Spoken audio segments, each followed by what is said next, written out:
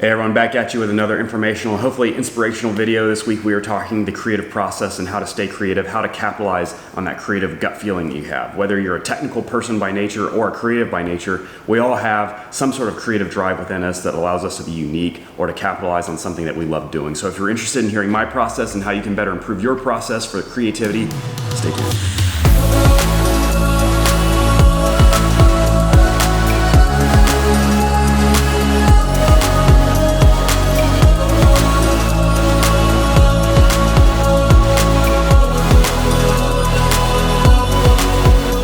How's it going? Alexander, Jawfox.com. I hope everyone's doing all right. As I mentioned, we were talking the creative process. Now I understand there are two types of people in the world. Well, really three. There are the creatives, there are the technicals, and then there are the hybrids in between. I found out that I was a creative a long time ago, but I didn't capitalize on that until I was nearly 30 years old. I'm 34 years old now, and well, 33 technically. I'll be 34 in August. But nonetheless, I wish I had started 10 years ago on my creative process and my creative journey. But I'm here to tell you that you can start today on what you love doing. I love taking photos, I love taking videos, and I had all this footage that I never did anything with. I had all these photos that were getting lost on my phone and my computer, but I didn't know how to archive them. I didn't know how to fundamentally take a nice photo. So over time I realized that I was really unhappy in life because I was working for somebody else that I didn't necessarily appreciate. Had all these dead-end jobs that weren't taking me anywhere. So over time, long story short, I was hospitalized with panic-driven and stress-driven illnesses, and I realized right then and there that I needed to make a life change and pursue something that I love doing.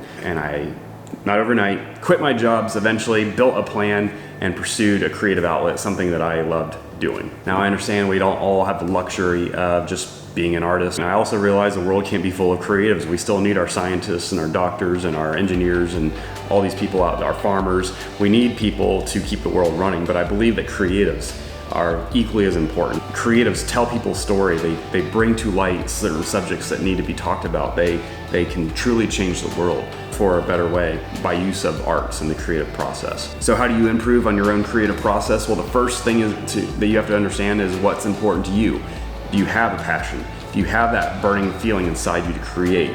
I remember being 11 years old and wanting to create something, but I just didn't know what, and I wasn't given the opportunity to explore that creative gut feeling inside me because I was always told, hey, you got to do this in school, try this, and no one ever asked me what I wanted to do. And that's the approach as a father now that I'm taking. That's the approach I tell people that ask me, how do I get started?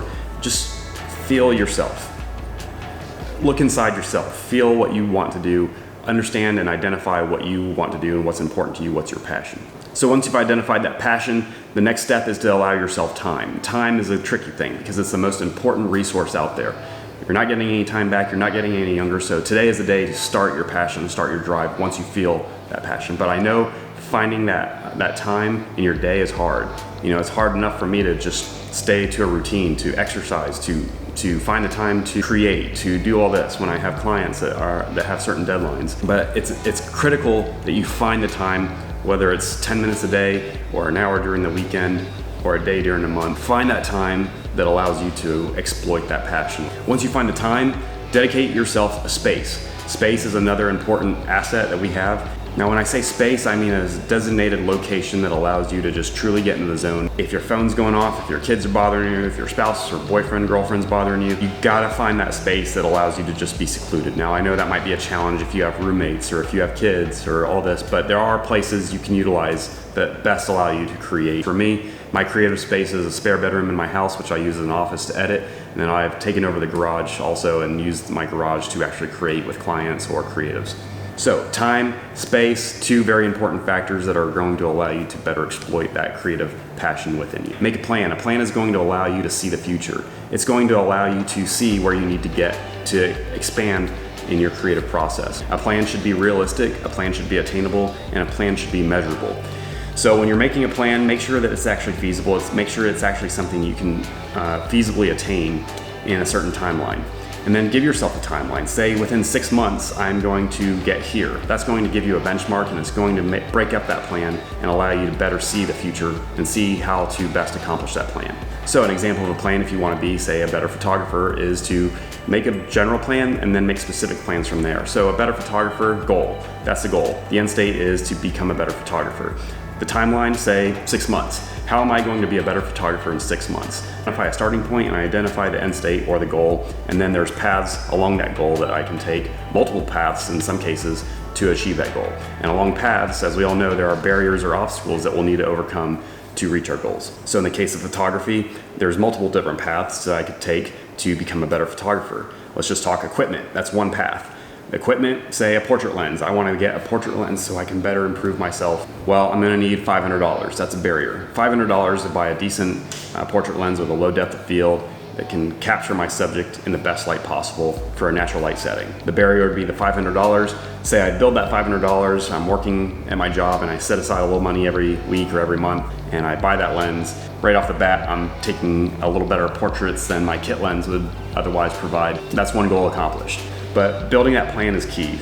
Remember the where you are, the end state, the paths to get to that plan and the obstacles along those paths, and that'll help break it down for you in achieving your plan. Next is ignoring the haters. That includes yourself. You are going to be your biggest critic starting out and throughout your career. Don't listen to your own negative thoughts that tell you that you aren't good enough, that you're never going to make it. Just keep going and ignore that voice inside you that is going to spew negative energy at you. Now, on that note, there's also going to be a voice that tells you you're awesome, you're amazing, your work belongs in a museum. It's a balance, right? Tell yourself where you need to be, tell yourself where you're at, be realistic with yourself. Don't tell yourself negative thoughts, but don't tell yourself flattering stuff that's not going to get you anywhere. You don't need a whole lot of people to support you. If you just have one follower, one supporter, that's all you need. If you're providing positive energy or inspiration or happiness for just one person, then the work you're doing is worth it. Understand there's a difference between hate and critique. There's people that will give you really good positive critique that might hurt at first. Then there's people that are going to tell you, oh, you suck.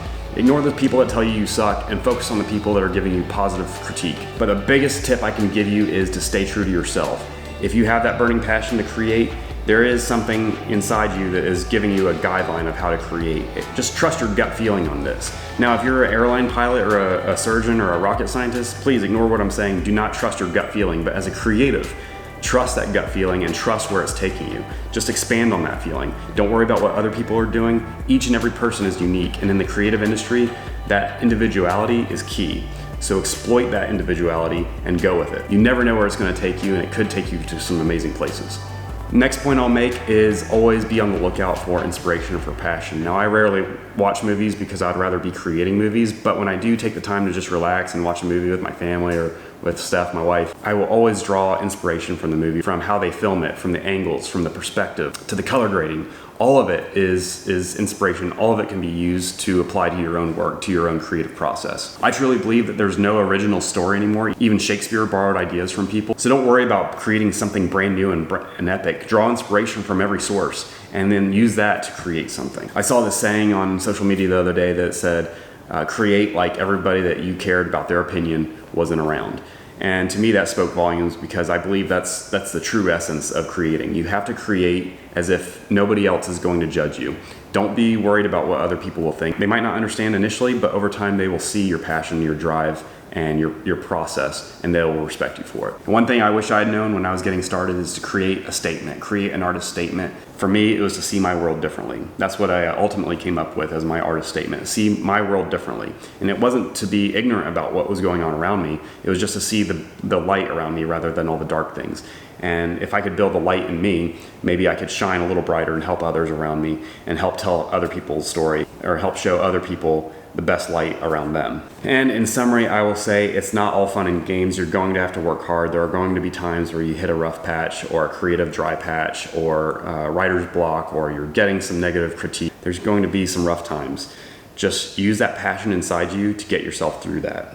If you continue to devote time, if you continue to exploit the passion, you're gonna get good at it. So don't give up, see the future, set yourself goals, always critique yourself. In the military, we called it AAR, an after action report. After everything we did, we would do an after action report to see what we did wrong and see what we did right. And that's gonna help keep yourself in check. So we've talked about a lot of things today. All I can say is just continue to drive forward with your passion. Find that passion within you. Give yourself the time, give yourself the space, ignore the haters, but take critique. Find that balance of negative energy and positive energy and use it to go forward, and always look for inspiration around you. Don't tell yourself it's too stupid. Don't tell yourself it's not gonna go anywhere. Just go with it. Go with that gut feeling, because you are unique as an individual. You matter as an individual, and your voice that you have inside you, that passion that you have inside, will allow you to create, and you never know who you're going to help by your creations. So create, get out there, do what you love doing. Sure, pay your bills, go to work, but find the time to do what you love doing. You never know where it's gonna take you. My name is Alexander. I'm a creative, and I'm a proud creative, and I'm hoping to inspire you with my story. And I will catch you in the next video. Take care.